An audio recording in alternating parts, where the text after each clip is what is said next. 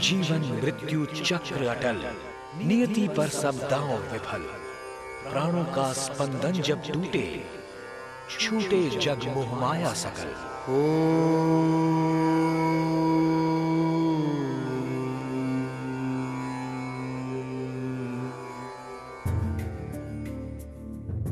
गया शहर के निवासी 50 वर्षीय बृज कुमार जी के लिए अपने शेष दिन काटना बहुत ही मुश्किल हो रहा था। कुछ नहीं हो सकता भाभी, भैया को बाकी की जिंदगी इसी तरह से गुजारनी पड़ेगी। मैं उन्हें ऐसे तड़पता हुआ नहीं देख सकती। मेरी समझ से तो बहुत बाहर हो चुका था, मैं थक चुकी थी। इतने बीमार कि उनको मुक्ति तो दूर की बात, वो तो ठीक से जीना भी नहीं चाहते थे। जब कुछ लोगों ने मेरी हालत देखी तो उन्होंने मुझे ये कहा कि विष्णुपद धाम तुम अगर जाओगी तो वहाँ तुम्हारी प्रार्थना जरूर सुनेंगे विष्णु भगवान। क्योंकि विष्णुपद मंदिर में जो भी भोग लगाता है उसको मुक्ति मिलता है। भैया ने ऐसा काम ही किया है कि इनका कुछ नहीं हो सकता। मेरे देवर मुझसे बहुत नाराज रहते थे कि कुछ नहीं होने वाला। विष्णुपद मंदिर में उर्मिला जी ने पूरे मन से पूजा की, चढ़ावा चढ़ाया। अपने देवर की बात ना मानकर उर्मिला चली तो गई विष्णुपद के मंदिर, लेकिन क्या इससे खुल पाएगा बृज कुमार जी के लिए स्वर्ग का रास्ता? क्या मिलेगा बृज कुमार जी को अपने शारीरिक तकलीफों से मुक्ति?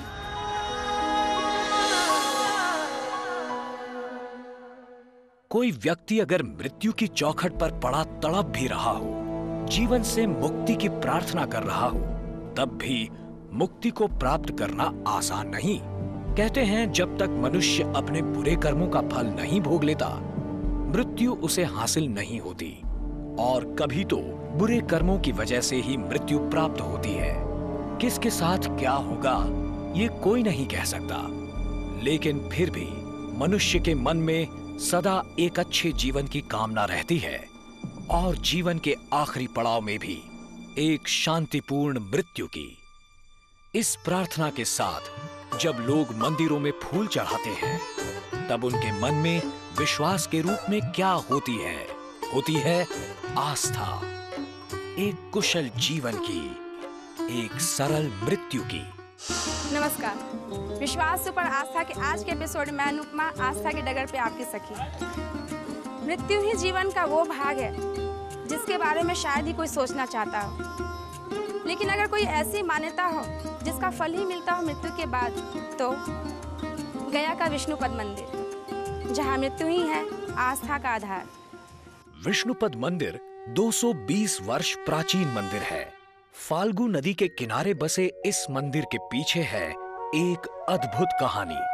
मंदिर में भगवान विष्णु हैं धर्मशिला के रूप में, जिस पर उनके चरणों की छाप अंकित है। चरणों की छाप के साथ ही शिला पर बने हैं शंख, चक्र, गदा समेत 9 चिन्ह, जो इस सत्य को प्रमाणित करते हैं कि सत्य में ही यहाँ भगवान विष्णु का आगमन हुआ था। लेकिन किस लिए? कथाओं के अनुसार हजारों युगों पहले धरती पर रहता था गयासुर नाम का दानव। दानव होकर भी उसके मन में थी असीम भक्ति और एक इच्छा कि उसे ऐसा वरदान प्राप्त हो कि जो मनुष्य उसे देखे मोक्ष प्राप्त करे। किसी एक अवसर पर भगवान विष्णु द्वारा किए एक यज्ञ में गयासुर ने अपना शरीर दान दिया था, जिसके बदले उसने भगवान विष्णु से यही वरदान मांग लिया और इस वरदान के साथ ही तीनों लोकों में हलचल मच गई। त्राहिमाम, त्राहिमाम! देव, मनुष्य गयासुर के वरदान के कारण मोक्ष की प्राप्ति कर रहे हैं। मोक्ष तो मनुष्य को संपूर्ण जीवन कठोर परिश्रम करने के बाद ही हासिल होता है, लेकिन गयासुर के कारण असत्य, लोभी ऐसे ही मनुष्य को मोक्ष की प्राप्ति हो रही है। संसार को बचाइए प्रभु, संसार को बचाइए। आप निश्चिंत रहे देव, गयासुर का वरदान ही उसका अंत करेगा। गयासुर, जो तुमने अपने तप से वरदान प्राप्त किया, निश्चित ही वो जन कल्याण की दृष्टि से था, परंतु उसका प्रभाव नियति को बदल रहा है। आप सभी मनुष्यों को मोक्ष की ओर ले जा रहे हैं, जो अनुचित है। आप जब तक धरती के ऊपर रहेंगे ये कर्म चलता रहेगा, इसलिए आपको धरती के नीचे जाना होगा। ताकि कोई मनुष्य आपको देख ना सके और बिना तप के मोक्ष प्राप्त ना कर सके। परंतु प्रभु, फिर मेरे वरदान का क्या अभिप्राय शेष रह जाएगा और धरती के नीचे मैं अपनी भूख को कैसे शांत करूंगा प्रभु?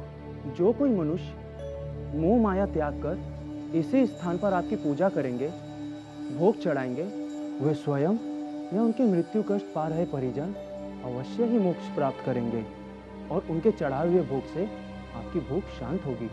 आपकी आज्ञा शिरोधार्य है प्रभु।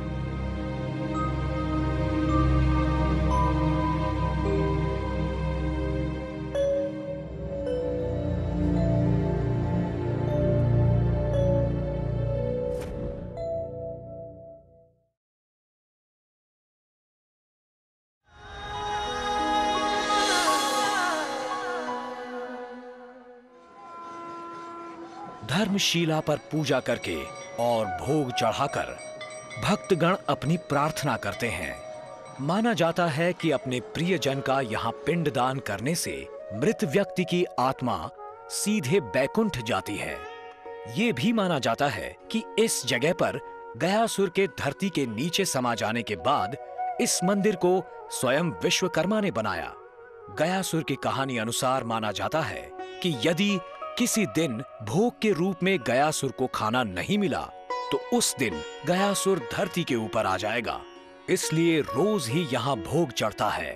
कारण कोई भी हो, लोग अपने स्वर्गवासी प्रियजनों की मुक्ति अथवा मृत्यु कष्ट पा रहे लोगों के लिए प्रार्थना करने अवश्य आते हैं। जैसे 60 वर्षीय उर्मिला जी आई थीं यहाँ कुछ वर्ष पहले। गया शहर के निवासी 50 वर्षीय ब्रिज कुमार जी के लिए अपने शेष दिन काटना बहुत ही मुश्किल हो रहा था। 2 साल पहले पैरालिटिक अटैक के बाद ब्रिज कुमार अपना सब कुछ सूध बूध खोए बिस्तर पर पड़े हुए थे। न तो कोमा में थे और न ही चेतनशील अवस्था में। और यही नहीं, पूरे शरीर में दर्द के कारण कराहते रहते और बिस्तर में पड़े पड़े उन्हें बेड सोर्स भी होने लगे थे। पूरी रात पूरा दिन तड़प रहे थे वो, और साथ में तड़प रही थी उन्हें इस हाल में देखकर उनकी 45 वर्षीय पत्नी उर्मिला। ब्रिज कुमार और उर्मिला जी के साथ रहते थे मोहन, ब्रिज कुमार के भाई और उर्मिला के देवर। अपने बड़े भाई के लिए डॉक्टरों के यहाँ दौड़ भाग सब मोहन ही करते थे। उस दिन जब ब्रिज कुमार जी की रिपोर्ट्स वे डॉक्टर को दिखाकर घर लौटे तब कुछ नहीं हो सकता भाभी, भैया को बाकी की जिंदगी इसी तरह से गुजारनी पड़ेगी। डॉक्टर ने भी जवाब दे दिया है, दोबारा उनको हॉस्पिटल ले जाने का कोई फायदा नहीं। हे भगवान, मैं उन्हें ऐसे तड़पता हुआ नहीं देख सकती। वो अपने आखिरी दिनों में तड़प तड़प कर मृत्यु का इंतजार खुद अपने भाग्य में लिखा है भाभी। कोई कर भी क्या सकता है, सब उनके कर्मों का फल है। मोहन, जो बीत गया सो बीत गया। अपने भैया के बारे में ये सब बातें करते हुए तुम्हें शर्म नहीं आती? काहे की शर्म भाभी, काहे की शर्म? जब उनको करते हुए शर्म नहीं आया तो मुझे बोलने में काहे की शर्म? क्या नहीं किया अपने जिंदगी में वो? शराब, जुआ, कौन सा गलत काम नहीं किए? आपको कभी मान सम्मान नहीं दिए, न जाने कितने औरतों के अच्छी। भाभी, अगर अभी भी अपने जिंदगी में वो गलती का एहसास कर लें तो मरने से पहले उनकी तकलीफ तो कम हो जाए। उन्होंने जो किया उसका फल तो भोग ही रहे हैं ना। तुम तो बहुत पाप और पुण्य की बातें करते हो, तो क्यों नहीं बताते पाप और पुण्य क्या होता है? ताकि शांति मिल सके और शांति के 2 पल जी सके। अफसोस तो इसी बात का है भाभी, क्योंकि विष्णुपद मंदिर में जो भी भोग लगाता है उसको मुक्ति मिलता है। लेकिन भैया ने ऐसा काम ही किया है कि इनका कुछ नहीं हो सकता, कुछ भी नहीं हो सकता। हालांकि मोहन खुद बेहद धार्मिक थे, लेकिन फिर भी उन्होंने उर्मिला जी को विष्णुपद मंदिर जाने से मना किया, क्योंकि वे सोचते थे कि ब्रिज कुमार ने जो बुरे काम अपने जीवन में किए हैं उनकी हालत उन्हीं कर्मों की सजा है। लेकिन उर्मिला जी तो बस अपने पति के शांतिपूर्ण जीवन के लिए विष्णुपद मंदिर चढ़ावा अर्पित करना चाहती थी। क्या वो ऐसा कर पाई? भाभी, आप मानेंगी नहीं ना? कभी कभी दिल की बात दिमाग की बात से ज्यादा मायने रखता है मोहन। अभी भैया तुम्हारे जिस हालत में हैं मुझे विष्णुपद मंदिर के सिवा कुछ भी नहीं दिखता। आगे जो भी है। अपने देवर की बात ना मानकर उर्मिला चली तो गई विष्णुपद के मंदिर, लेकिन क्या इससे खुल पाएगा ब्रिज कुमार जी के लिए स्वर्ग का रास्ता? क्या मिलेगा ब्रिज कुमार जी को अपने शारीरिक तकलीफों से मुक्ति? मेरी समझ से तो बहुत बाहर हो चुका था, मैं थक चुकी थी। इतने बीमार कि उनको मुक्ति तो दूर की बात, वो तो ठीक से जीना भी नहीं चाहते थे। अधमरा सी जिंदगी हो गई थी उनकी। जब कुछ लोगों ने मेरी हालत देखी तो उन्होंने मुझे ये कहा कि विष्णुपद धाम तुम अगर जाओगी तो वहां तुम्हारी प्रार्थना जरूर सुनेंगे विष्णु भगवान।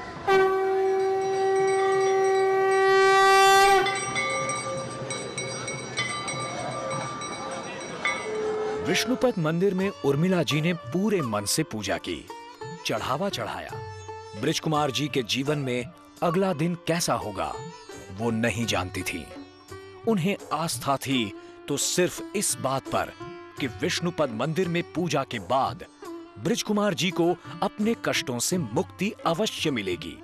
अब वो मृत्यु के रूप में होगी या फिर पूर्ण स्वस्थता के रूप में, ये तो केवल समय ही बता सकता था। देवर मुझसे बहुत नाराज रहते थे कि कुछ नहीं होने वाला, लेकिन नहीं, मेरे को विश्वास करने में क्या जाता था, विष्णु भगवान ही तो थे। और मैंने विश्वास किया, मैंने विष्णुपद धाम जाना शुरू कर दिया कि आखिर में विष्णु भगवान को मेरी प्रार्थना स्वीकार करनी पड़ी। और मेरे अंदर हिम्मत आ गई, मेरा विश्वास अटल होने लगा कि लोगों ने बहुत अच्छा कहा है, क्योंकि अजीब सी शांति मिलती थी जब मैं वहां से आती थी।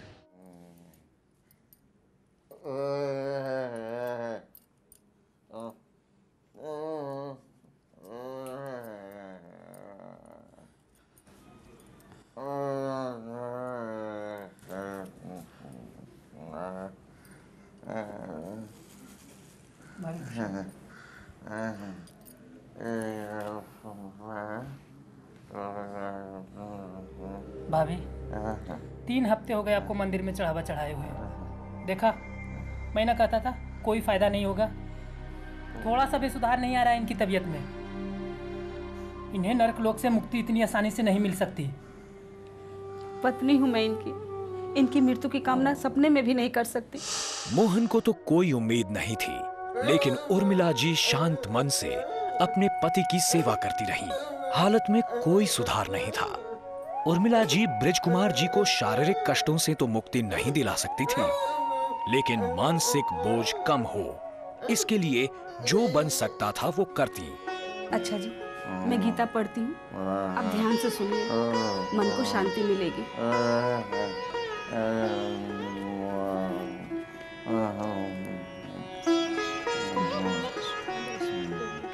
अचानक गीता पढ़ते पढ़ते उर्मिला जी ने देखा कि ब्रिज कुमार जी छटपटा रहे थे, शायद कुछ कहना चाह रहे थे। आखिर क्या था उनके मन में? ग्लानि, पछतावा, क्या था?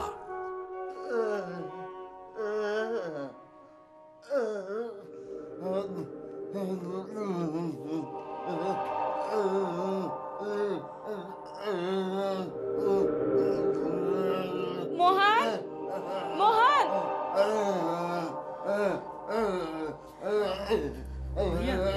क्या हो रहा है? ये क्या हो रहा है? भैया, मोहन, ये क्या हो रहा है? मोहन, भैया, मोहन, भैया, मोहन, भैया। और एक दिन ऐसा ही हुआ, विष्णु भगवान ने मेरी प्रार्थना सुन ली और मेरे पति को मुक्ति मिल गई। भाभी, इतना पूजा पाठ में विश्वास रखने के बावजूद भी मैं मानने को तैयार नहीं था कि भैया को इतनी शांतिपूर्ण मृत्यु प्राप्त होगी और आत्मचेतना भी। भाभी, भैया अपनी सारे गलतियों का पश्चाताप कर गए ना जाते जाते। सब विष्णुपद मंदिर की कृपा है। मैं तो चाहती हूँ कि अगले जन्म में इनको सुखमय और स्वस्थ जिंदगी मिले।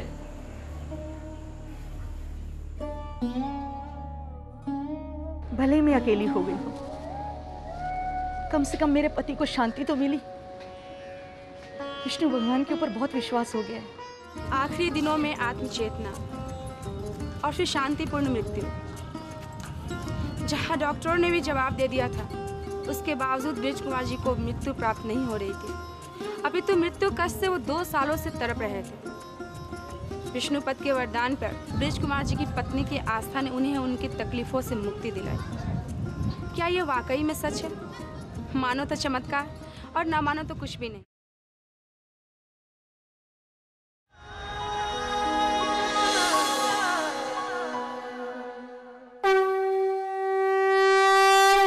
अपने प्रियजन की मृत्यु कामना तो कोई भी नहीं करता, लेकिन मृत्यु कष्ट से मुक्ति के लिए प्रार्थना करना कोई गुनाह नहीं।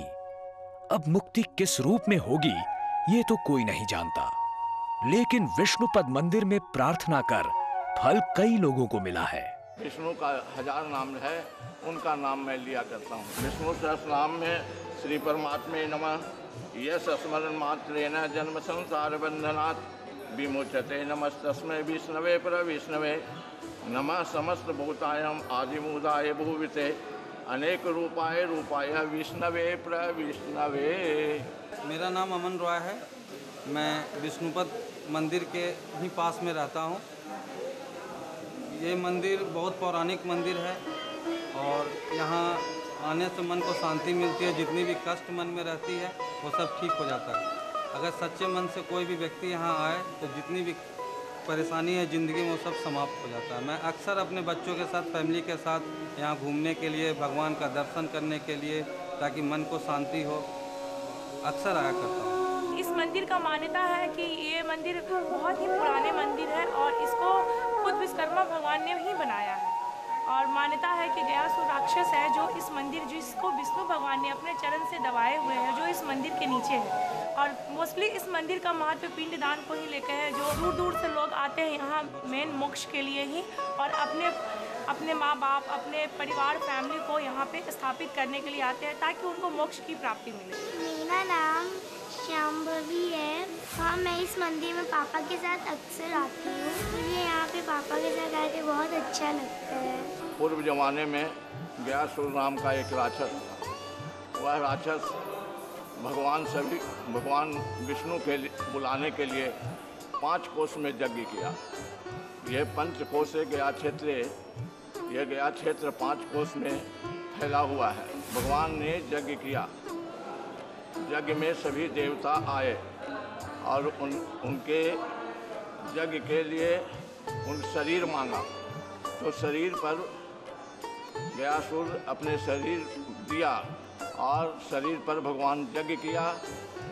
तो अंत यज्ञ के अंतिम समय में भगवान से वर मांगा कि जो हमारे भारतवर्ष के सनातन धर्म के लोग हैं, अगर आकर के कोई भी पुत्र, एक भी पुत्र अगर गया जी में आकर के पिंडदान करता है तो उस पिंडदान के पुण्य के प्रभाव से वह परम गति को प्राप्त कर उनके समस्त पितर वैकुंठ में वास करते हैं। जीवन हो या मृत्यु, आस्था के बिना कुछ भी नहीं। मृत्यु के परे क्या है कोई नहीं जानता, फिर भी एक अनजान सा विश्वास है कि यदि इस जन्म में अच्छे कर्म किए तो अगले जन्म में अच्छा जीवन ही प्राप्त होगा। जिसे देखा नहीं उसके बारे में इतना दृढ़ विश्वास, ये आस्था नहीं तो और क्या है। मुझे दीजिए इजाजत, आपसे फिर मिलूंगी। तब तक के लिए नमस्कार।